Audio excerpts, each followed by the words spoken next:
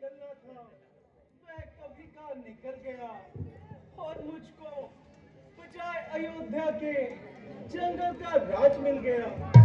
बेटा, यह कैसे अशुभ वचन मुख से निकालते हो और वृथा मेरी जान को चिंता में डालते हो?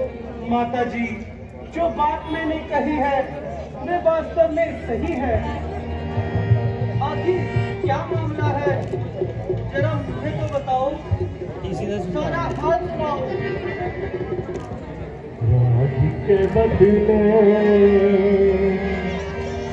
माता मुझको हो गया हुक्म का। राज के बदले माता मुझको हो गया हुक्म का।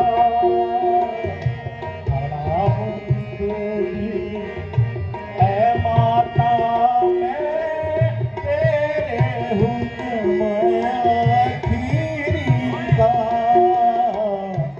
आदि के बदले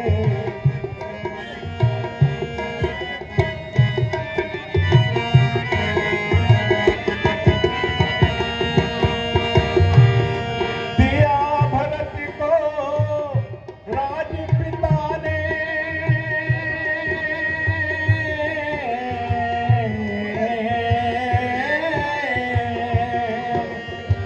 दिया भरत को राजपिता ने मुझे हुक्म बन जाने का। 14 साल रहूं मैं वन में, हुक्म नहीं आने का।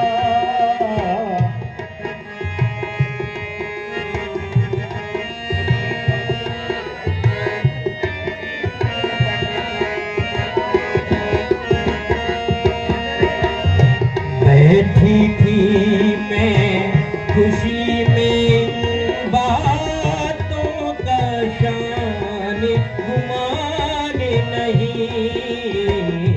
सुनकर तेरी बातें मेरे रही बदल में जाने नहीं।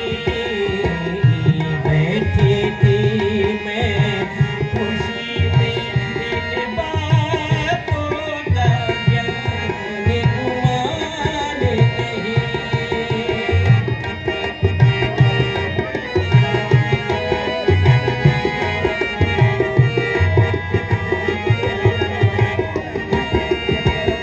तूने की तैयारी बन की कौशल्या की खैर नहीं। तूने की तैयारी बन की कौशल्या की खैर नहीं। प्राण त्याग दूँ अभी रहूंगी, जिंदा तेरे बगैर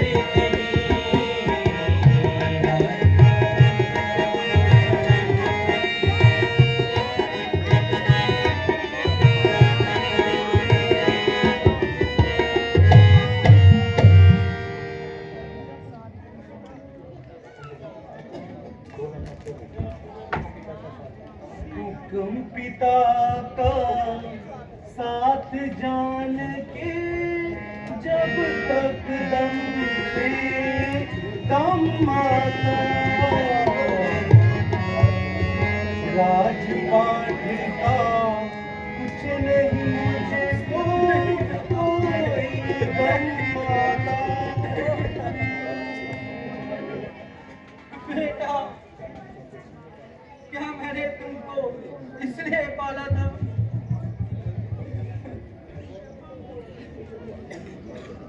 यह तो तुम अच्छी तरह जानते हो कि संतान पर पिता की अपेक्षा माता का अधिक हक है। बेशक, इसमें क्या शक है। तो स्वामी जी की अपेक्षा तुम पर मेरा हक ज्यादा है। जब मैं मान चुका हूँ तो इसका बार बार दोहराना बेफायदा है। वाणी से या दिल से? दिल से नहीं बल्कि सच्चे दिल से। अच्छा, तो मेरा हुक्म है, तुम बन ना जाओ। मगर कोई कारण भी बताओ। फिर वही, अगर मगर का सवाल। माता जी, मैंने आपकी दिली मंशा को जान लिया है, मगर यह आपका बिल्कुल उल्टा ख्याल है। वह किस तरह? वह इस तरह कि पिताजी, हम तुम दोनों के स्वामी हैं और उनकी आज्ञा का पालन न करना आपके लिए भी सख्त बदनामी है, क्योंकि वे आपके पति और मेरे पिता हैं। इसलिए उनकी आज्ञा के विरुद्ध आपको कोई भी आज्ञा देने का अधिकार नहीं। धर्मशास्त्र के अनुसार पति के विरुद्ध आपको कोई भी आज्ञा देने का अधिकार नहीं। इसलिए मैं आपकी आज्ञा मानने के लिए तैयार नहीं। अधिकार है जिसका ही तूने अयोध्या से कदम बेटा निकल जाएगा पार्वती तेरी माता का।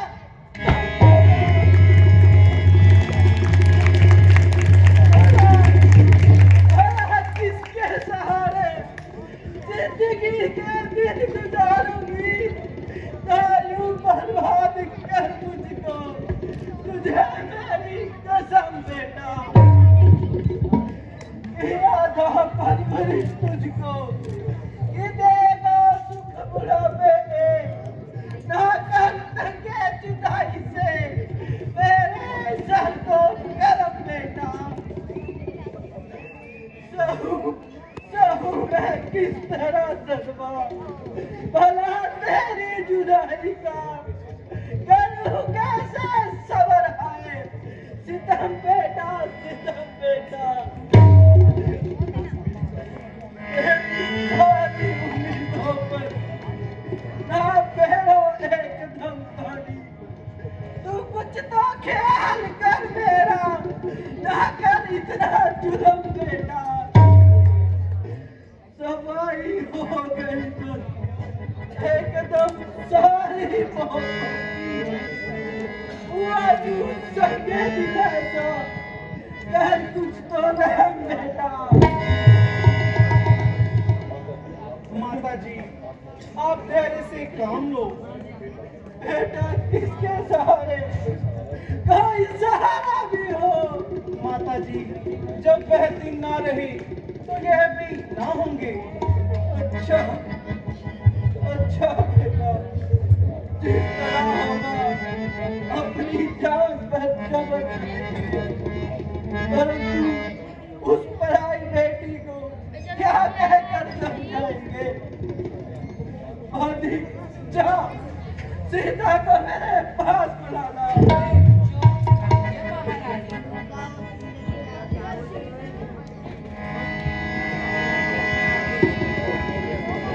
माता जी प्रणाम।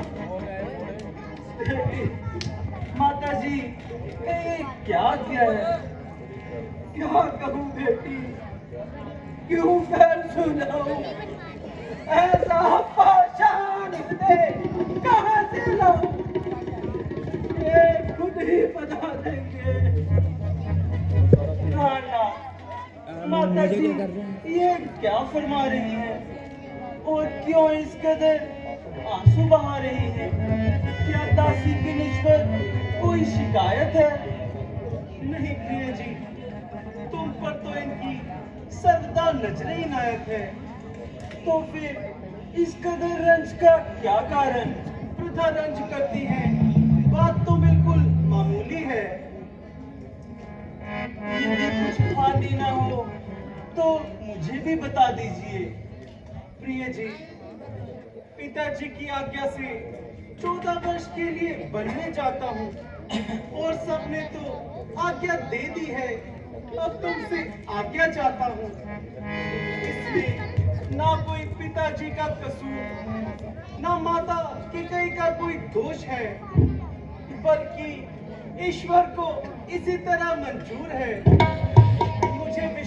है कि तुम मेरी अनुपस्थिति में न केवल स्वयं ही धैर्य से काम लोगी, बल्कि मेरे माता पिता को भी मुझसे अधिक आराम दोगी। भरत, शत्रुघ्न और लक्ष्मण को हरगिज दास न होने देना।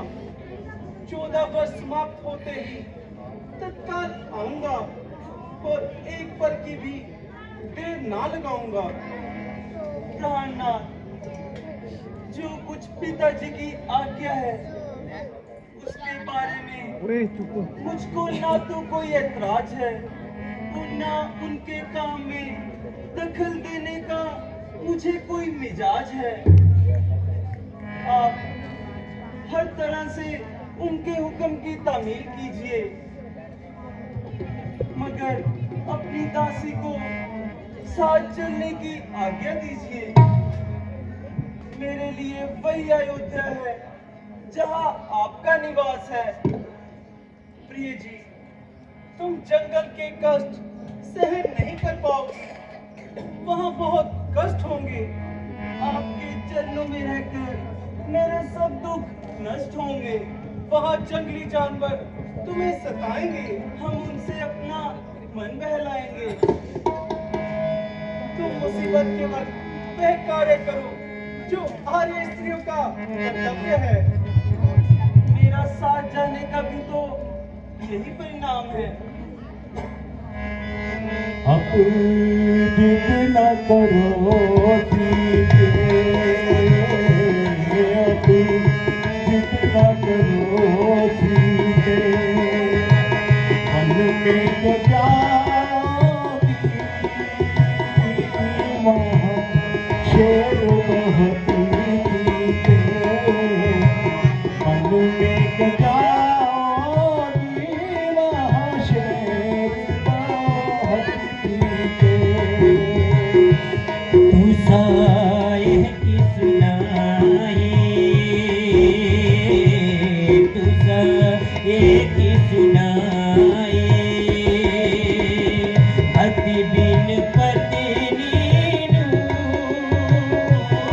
जग कनिया दिखाई है, अति बिन पत्नी जग कन्या दिखाई।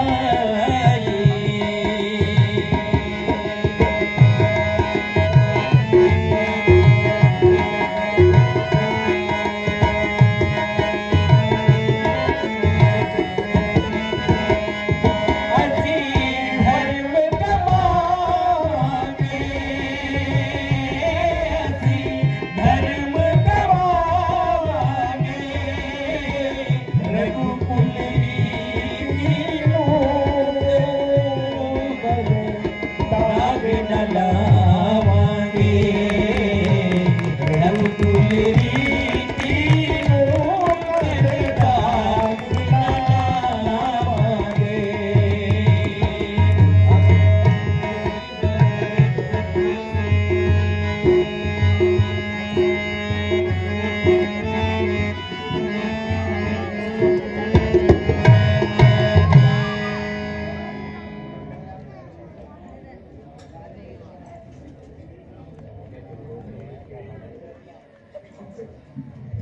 भैया, भैया, क्या ये सच है कि आप बनते जा रहे हैं? हाँ भैया, पिताजी का वचन और माताजी की आज्ञा का पालन करने। आज्ञा? आज्ञा?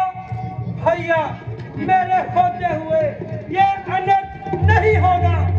कौन है अवध में उत्पात मचाने वाला? भैया करूं गिराने वाला।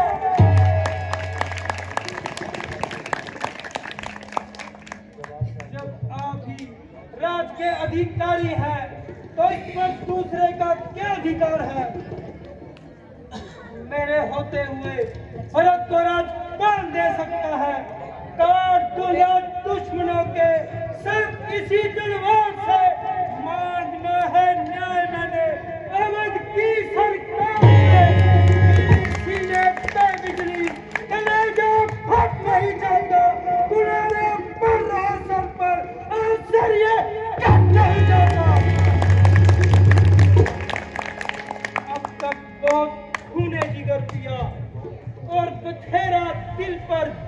किया, मगर माता जी की हालत देखकर सीना चाट हो गया और कलेजा जलकर खाक हो गया।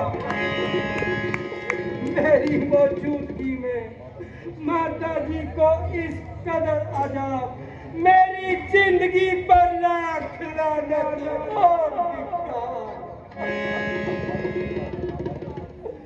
माता जी जरा आंखें खोलो, कुछ मुंह से तो बोलो। देखो तुम्हारा लक्ष्मण तुम्हारे चरणों पर निशान है। अच्छा नहीं बोलती तो लीजिए, आज लक्ष्मण आपसे पहले जान देने को तैयार है लक्ष्मण, इस कायरता का क्या अर्थ है? नहीं बेटा, मैं अच्छी हूँ। अजब अंधेर है, जब श्री राम हर तरह से राज के हकदार है तो इस पर दूसरे का क्या अधिकार है? रोने धोने और गिड़गिड़ाने से राज नहीं मिल सकता। किसी के कहने और सुनने से श्री राम घर से नहीं निकल सकता। हाँ, अगर किसी में हिम्मत है तो मुकाबला करे, मेरे दो हाथ देखे और अपने दिखाए कि राज करने का कुछ मजा भी है। वरना मैं ऐसी बेईमानी और चालाकी हरगिज नहीं चलने दूंगा। जब तक दम में दम है, किसी की दाल न करने दूंगा। मिटा दूंगा हस्ती भरत की, उसे मैं शांत कर दूंगा। कल जिनने अभी देखा उसे बर्बाद कर दूंगा। प्यारे लक्ष्मण, मुझे अफसोस है कि तुम्हारी तबीयत में इस कदर क्यों जोश है। जरा सोचो, किसके हाथ देखोगे, किसके दिखाओगे, किससे लड़ोगे, किसके खिलाफ तलवार उठाओगे? बगैर सोचे समझे बात मुख से निकालते हो और पिता ही अपने आप को पापों में डालते हो। ना मालूम तुम ये क्या ख्याल कर रहे हो और किसके लिए ऐसे शब्द इस्तेमाल कर रहे हैं? जरा अपने आप को संभालो और इस फिजूल जोश को दिल से निकालो। तमाम कुल का नाश हो रहा है, जिसे सुनकर मेरा कलेजा पाश हो रहा है। पिताजी की हालत बद से बदतर हो रही है, इधर माता जी परी अपनी जान को खो रही है। आपको ना मालूम कौन सा जोर चढ़ा है, उल्टा मुझे ही कहते हैं कि मेरा गुस्सा बेफायदा है। अच्छा, अगर यूं है तो यूं ही सही। इस तरह सारे खानदान का मलिया में कर फर्क जरूर रद्द कर लेगा और सूर्यवंशी मुकुट जरूर अपने साथ धर लेगा। लक्ष्मण, जरा गुस्से को दिल से निकालो और बात के हर पहलू पर नजर डालो। इसमें भरत बेचारे का क्या कसूर? वो बेचारा तो यहाँ से कोसों दूर है। तुम बार बार उसका नाम क्यों लेते हो और उस पर इल्जाम देते हो? माता केकई का तो एक बहाना है। दरअसल हमारी आजमाइश का जमाना है। क्रोध की वजह से तुम्हारी तबीयत बिल्कुल मुहाल नहीं और रघुकुल की आन का भी तुम्हें जरा भी ध्यान नहीं। बहुत अच्छा, अगर रघुकुल की यही रीत है तो अयोध्या में रहना मेरे लिए भी कसम है। मैं जीते जी आपका साथ न छोड़ूंगा और किसी हालत में भी आपकी सेवा से अपना दिल न चुराऊंगा। लक्ष्मण, अगर तुम भी साथ जाओगे तो भरत का क्या हाल? लक्ष्मण से ये कैसा सवाल? मुझे परवाह नहीं, अगर मेरी गर्दन भी कट जाए, बदन हो टुकड़े टुकड़े, या मेरी छाती भी फट जाए, अगर मैं साथ ना जाऊं तो बस धिक्कार है मुझ पर, अगर मैं दे सकूं ना साथ तो बस धिक्कार है मुझ पर। लक्ष्मण, तुम्हें वहां बहुत कष्ट होंगे। नहीं है खौफ मुझको, काल से भूचाल पत्थर से लड़ूंगा और खेलूंगा, बलाओं के समंदर से अटल हूं मैं बस इसी एक बात के ऊपर, मैंने दूंगा कोई याद मैं अपने प्राण के ऊपर। उचित तो यही था कि तुम यहीं ठहर जाते और राजकाज के कार्यों में भरत का हाथ बटाते। बहुत अच्छा, अगर चलने का ही इरादा है तो देर करना बेफायदा है। माताओं को प्रणाम करो और जंगल के रास्ते पढ़ो। शाबाश बेटा शाबाश, तुमने मेरे दूध की लाज रख ली। मेरे कुलभूषण की जाओ और अपने भाई का साथ दो। जो आज्ञा माता जी। पृथ्वी पर तारे गिरे, आकाश से अगर टूट कर चंद्रमा से आग निकले, चांदनी से फूट कर सूर्य से अगर शीत की किरणें निकल आए तो क्या सीनी सुत फूल कर भी घास खा जाए तो क्या? तेरा लक्ष्मण ये बात भूलेगा नहीं, सेवा पद को पुत्र तेरा ठीक कभी देगा नहीं।